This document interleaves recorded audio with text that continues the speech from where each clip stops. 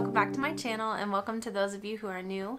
In today's video, I'm going to give you guys 5 home buying hacks. Today's video is going to be a collaboration with Miss Kerry.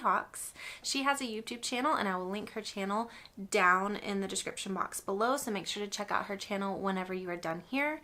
If you like this channel, you'll like hers too, because she has a lot of lifestyle, beauty, fitness, all kinds of really good material for moms like me. So I really enjoy her channel, and I think you will too. So make sure you check her out after you get done watching this video, and make sure that you tell her that I sent you.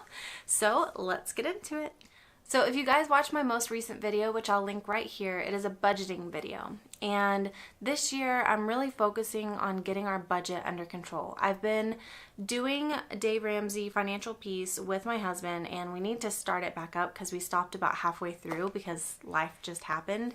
And now we haven't gotten back into the swing of it, but we're currently on baby step 1 again, because my husband, as I talked about in the other video, he switched jobs. So we were kind of in this limbo period in December, which is, let me tell you, a great month to not really have any money.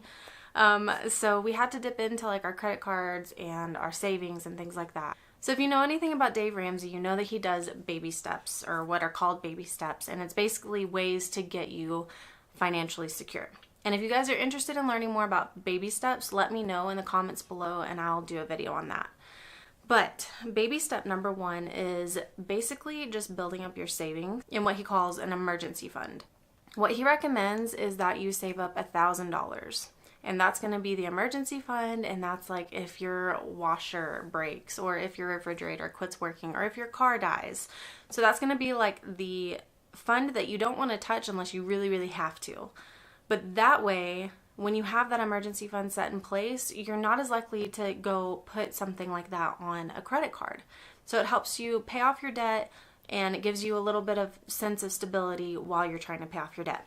So right now, we're currently working on baby step number 1, and then baby step number 2 is going to be getting out of debt. So if you watch Dave Ramsey at all, or listen to his YouTube channel, you'll know that he is not a fan of home buying if you're not ready.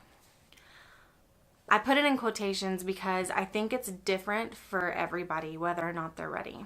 So the first thing on my list of home buying hacks is to know whether or not you should be renting or buying. And in our area, houses rent for at least $1,000. We could not find any house that was under $1,000, and we really didn't want to stay in an apartment. That's kind of just by choice because we both lived in apartments before, and it's always really noisy, and we have 2 small children. So we were wanting a house, and the only houses around here were over $1,000 a month. And at the time, that wasn't doable for us with our budget. And so we started looking around for houses to buy because we did the math and we figured out that we could get our monthly payment lower than what it would be to rent a house. And so for us, buying was right at the time. We had actually just moved across the state to be closer to some of his family. So for a while, we lived with his parents. We saved up enough money for a down payment, and then we bought a house. So that brings me to my second financial hack. When you're buying a house, you'll always hear that you should put down 20%. While it is ideal to save up 20% so that you don't have private mortgage insurance, it's not completely necessary.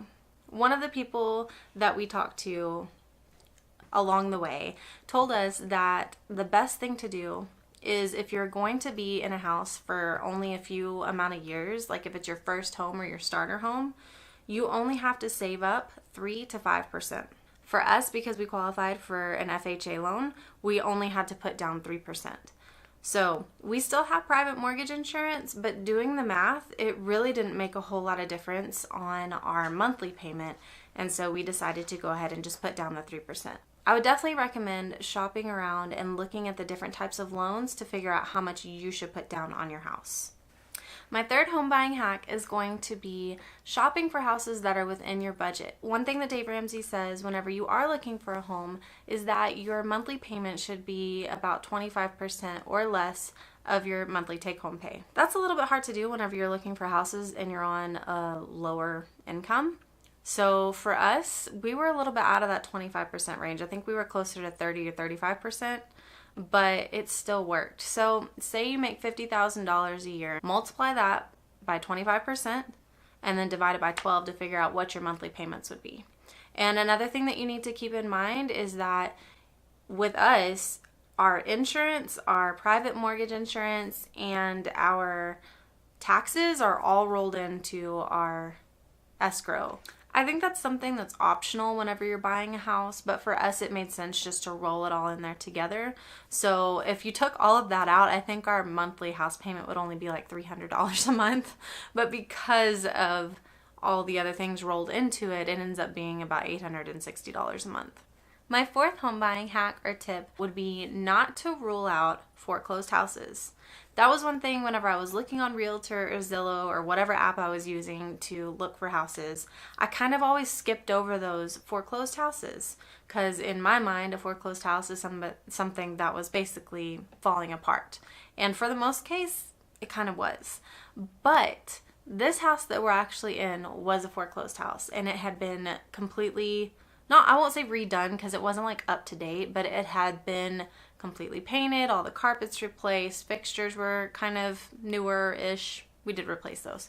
But it was a good house, and it was foreclosed.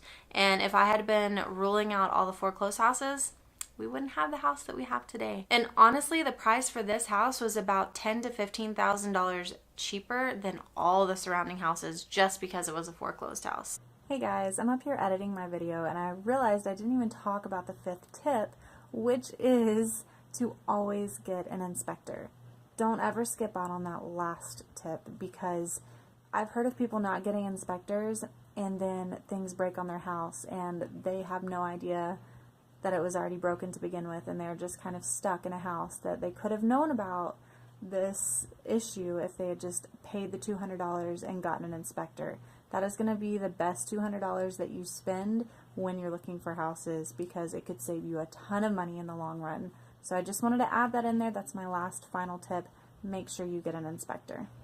Thank you guys so much for watching today's video. I hope you enjoyed it. If you did, leave me some comments down below and give this video a thumbs up. Make sure to check out Kerry's channel and her video and tell her I sent you. I'll see you guys in the next one. Bye!